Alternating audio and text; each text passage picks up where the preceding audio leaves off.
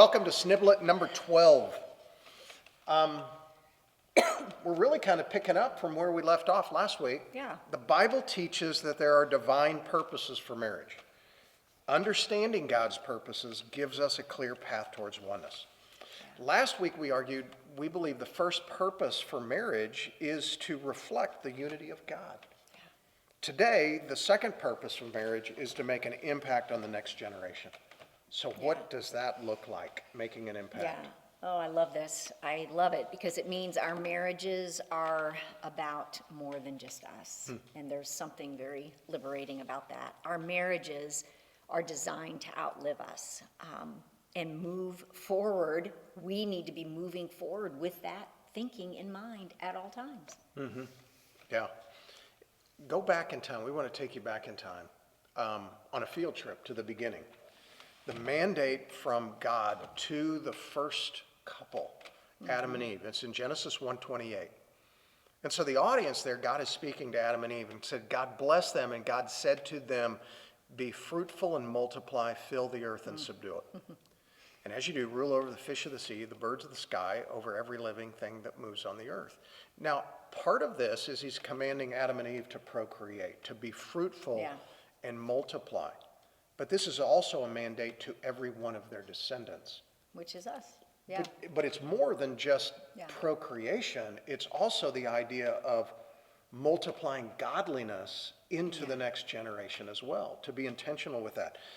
So I think Genesis 1:28 calls us to think missionally.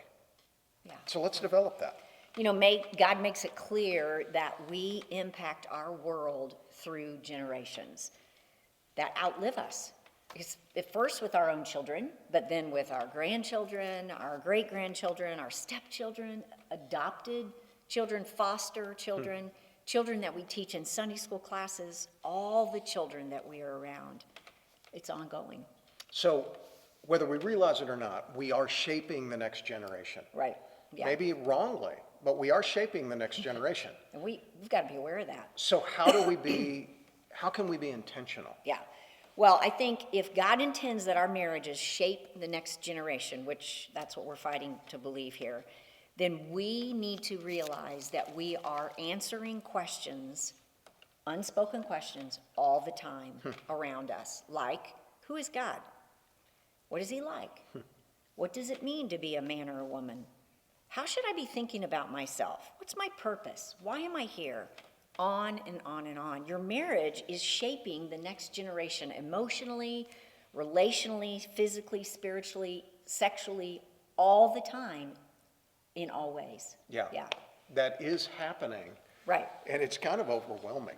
It But can be. if they're not being impacted positively from us, then what will happen, they will be negatively impacted from the world. Right. And when you think about it, this plays off what we talked about last week. We talked about the idea of showing off the unity of God. The purpose of our marriage is to show off the unity of God. Well, when you tie that thought into this thought, we can't make an impact on the next generation if we're not on the same page. Right. To make an impact, we've got to be unified, because if we're not, we're pulling in different directions. Right. And we certainly won't impact the next generation. So, the greatest gift, we've often said the greatest gift you can give your children is to be unified, is to be intentional, and to live out our covenant relationship right in front of our kids. Yeah. This doesn't just talk to biological families, it talks to the blended family. Yeah. Children have the best chance of flourishing when parents are unified, and we're living out that conviction to make an impact. Yeah. Man, I remember in the season of time where I had a few years where I was able to be a stay-at-home mom, that it was so easy to forget that. Because in the grueling, mundane, on and on routine of laundry and buying groceries and cleaning the house and changing diapers and all of those things, it's easy to forget that you are shaping this next generation. Right. I'm answering, like I mentioned before, these unspoken questions in my role at that time as a stay-at-home mom. Do I enjoy being a mom? Do I enjoy being a wife? I'm exuding an answer to those questions at all times. Are my children worth my sacrifice? They're asking those questions constantly. Husbands, do your children know that you love serving them as a family? Or would they say they see it as a big chore that my dad has to do? The joy comes when we see it all as a purpose and a calling from God that he's given us. Yeah.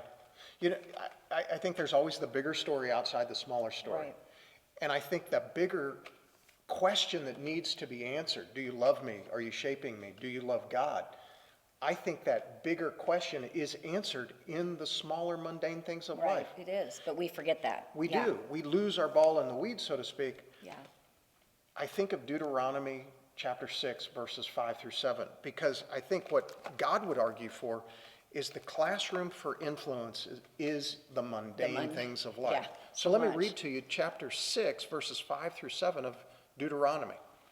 It says, "And you shall love the Lord your God with all your heart and with all your soul and with all your might." I mean, we want the next generation to love God. Verse 6, it says, "These words which I am commanding you today shall be in your heart." And get that, here's the mundane. "You shall teach them diligently to your sons," implies the daughters as well, "and you shall talk of them when you sit in your house, when you walk by the way, when you lie down, when you rise up." morning and night, all It's day in the long. mundane Yeah. of that. Now, Yeah, think of an example of that where we thought, man, this is hard, we're in the mundane. right. I think it's Are easy. we making an impact? When our kids were all three at home, and we had the time and we didn't always feel like we had the time, but it was necessary to put these three children to bed. We developed a kind of a routine that we followed. And just side note, put your kids to bed as long as they want you to put them to bed, because as soon as it's over, it's over. So in this, we had this routine that from top to bottom took about 30 minutes. You know, it was all of us piling up on one bed together, all five of us. Then we would, generally Dan would tell a story or we'd read a Bible story, and then we'd pray for each other. And then we sang a song. We sang that old song, "I Love You, Lord." And we did this every night. And then after that, then one by one, the kids would go back to their rooms, and they want each of us individually to come to their room. So from top to bottom, it took at least 30 minutes. So I think of going into that, we were exhausted. We were, yeah. We were in the mundane, we're thinking, oh my gosh, we've got to put the kids to bed. Right. And yet looking back on it, it's probably the most significant thing we did. And the temptation when you're in the midst of that is to look at one another and go, "You go do it tonight," or "I'll go do it tonight," or Right. "Let's just put them to bed, forget all the other stuff," you know. But it all came back to me the week our first grandchild was born. Charlotte, our daughter Whitney, had Charlotte while she was living with her husband in the Dominican Republic. And so I flew over there about a week after Charlotte was born. And the day I arrived, I remember that evening standing in the kitchen with Tim, talking with him, that's my son-in-law, and in the bedroom, the nursery where Charlotte was, Whitney was with her, and I overheard Whitney singing, "I Love You, Lord," to Charlotte. And it was in that moment, standing there with Tim, I had to just stop him with what we were talking about, and I just said, "Do you hear that?"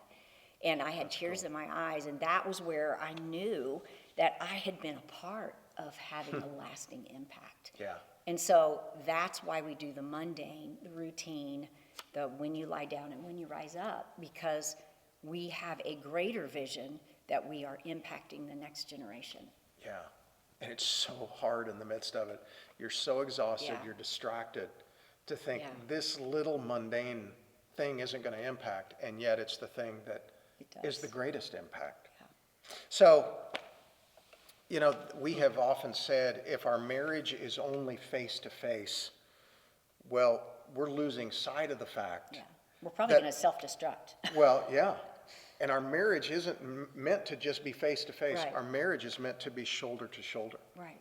The idea of doing something together, like putting our kids to bed together, that is getting shoulder to shoulder, saying we are making an impact intentionally together. Right.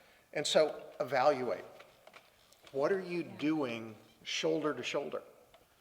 What do you want to do shoulder to shoulder? Maybe an easy application for you and your family. Hey, you know what? We're going to do what Dan and Julie did. We're going to Do a say, we're going to be bedtime routine, intentional right. with bedtime, realizing that that is going to impact this generation. In the mundane, Yeah. But yet it will set captives free in the future. Yeah. It's huge. So, Right. what are you doing shoulder to shoulder? What do you want to continue to do shoulder to shoulder? What do you want to start doing shoulder to shoulder? And we'll see you next week.